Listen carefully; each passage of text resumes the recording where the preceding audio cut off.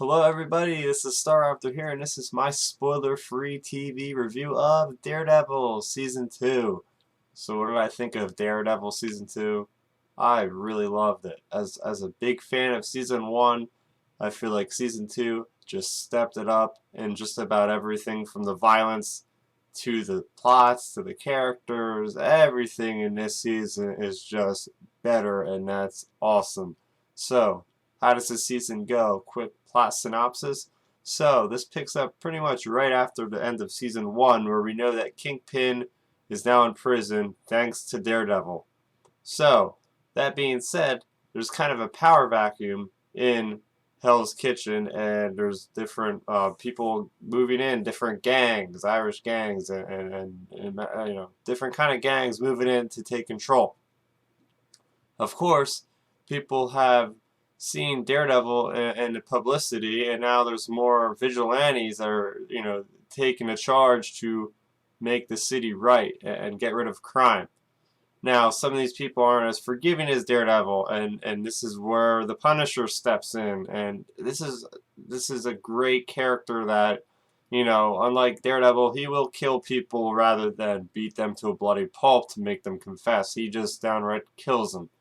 So we encounter him in an early part of the season, as well as Daredevil has close ties with his old friend Elektra from college, who shows up at one point in the season. And without giving too much away, because like I said, this is spoiler free, there's many different arcs that continue throughout the season, which allows Daredevil to grow and really get pulled from every direction by all his friends and allies, and just really good story for Daredevil in general. So basically, keeping this a little short, what were my pros of the season? First of all, the season starts off with a bang. Literally, the first episode is called Bang, and we see something that we've been waiting for a long time if you've seen the trailer. So, without giving too much away, you could definitely look forward to that confrontation happening in the first episode. Also, focusing again, the show is called Daredevil, so we're gonna see a lot of focus on Matt Murdock.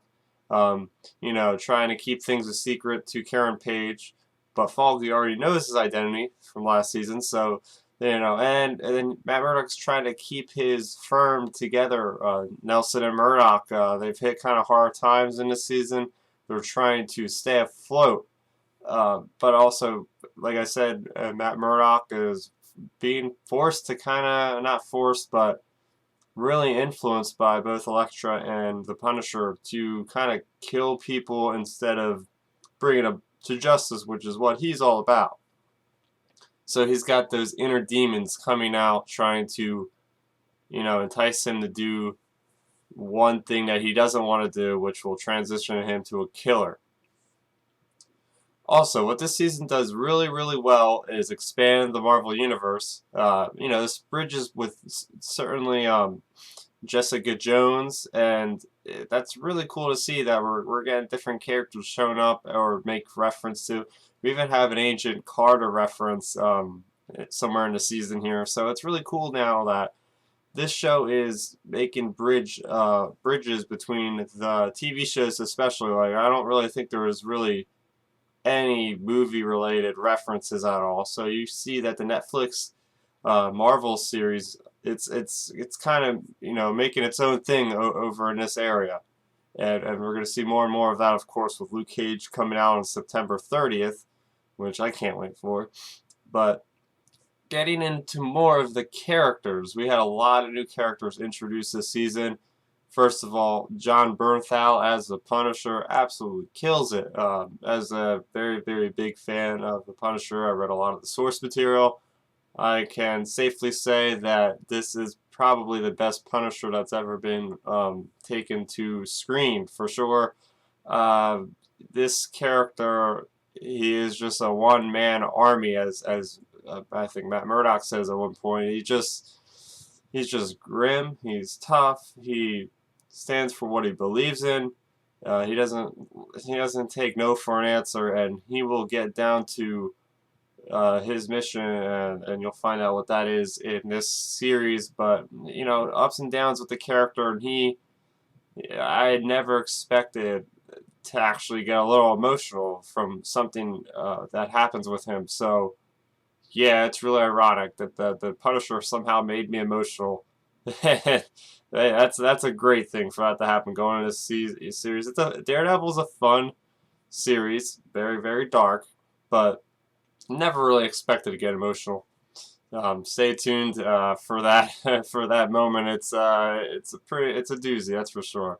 And moving along, we have Elodie Young as Elektra, and holy crap, we have another perfect characterization of someone from the source material. She's this kind of crazy old lover of Matt Murdock in his college days, and she's come back for a mission that she needs Matt Murdock / Daredevil's help with. She's just she's got like a screw loose. Like she just wants to go out, and she's got this humor to her where she makes fun of, you know, very very heavy things like killing people and whatnot. So definitely love the interplay between Matt Murdock and Elektra.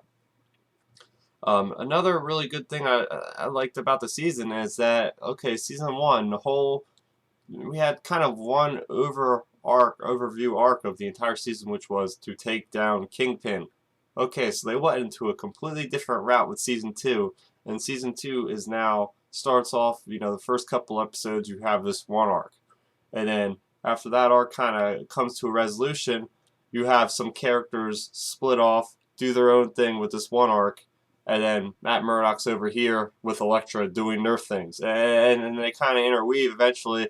And then the last couple episodes, you know, everybody comes back and tries to do this one mission here or whatever. So I really like that they are experimenting with, because we have so many more characters now. The story follows every other character. I feel like almost like the story can't even be called Daredevil anymore, especially with the Punisher in this season. I feel like he just pretty much took hold of this season, and I was really looking forward to his story for sure. As mentioned before, I love the fallout of Matt Murdock and Foggy and Karen. Like, you really feel like these guys have hit rock bottom. You know, they're Nelson and Murdock firm is, you know, it seems like it's going to just completely disintegrate at this point, and just tensions are really high, which made me want to find out more about these characters. And action is just unbelievable in this season. As far as the action, the violence, the gore, it's just, you know, they get away with some things in this season which I didn't think they could do. Again, I love that this is a Netflix series because they really don't have any holds and bars on what they can and cannot do. Maybe just not say the F word, and that's pretty much the only thing they can't do anymore. That, and I guess have complete nudity. All I gotta say is the staircase fight, and you know, there's a couple other ones I don't want to say because they'll give away too much, but absolutely amazing. You thought the hallway sequence was crazy last year with that one tracking shot. There's actually a couple of them this season, so stay tuned for that. Yeah, so also the Hand were thrown into the mix of things this season. Kind of like a supernatural kind of element now being thrown in the MCU. They're really cool. They're just a bunch of ninjas, and they got a real mysterious past, that's for sure. And I just love how they're cherry picking, you know, the best of the Daredevil stories, especially mainly by the Frank Miller comics.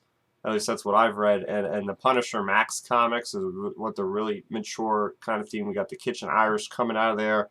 A couple characters, so really really grim, dark stuff this season. Absolutely phenomenal. I only had one con really with this. One thing I didn't like with this whole season, and that was basically something that happens kind of at the end. I feel like the one villain that was at the end there just wasn't really enough for me. I feel like we needed more development. You'll know what I'm saying when you watch this, when you watch the end of the season. But all in all, Daredevil season 2 I couldn't stop watching this thing. I mean, it has everything you want. It has drama. It has, um, desperation. It's got absolute emotional moments in here. The violence. It's just everything you could want from a series and a follow-up season to a great first season. That doesn't happen often, and it's just really nice to see this. So I must say, if you are a fan of, you know, any Marvel, any DC, any kind of superhero show, or if you're not a fan of any of this stuff, if you just want to see what's so good about it, first of all, you want to start off with season 1, because you're not going to understand anything going into season 2, obviously. Definitely give Daredevil a shot. This is probably the best superhero series on TV. And that's going to do it for this review.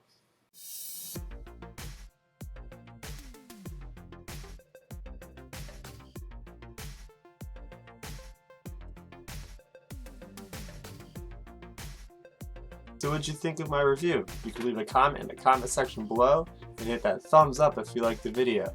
If you like this video, you might want to subscribe to my channel where you'll find other videos such as my movie review of Deadpool.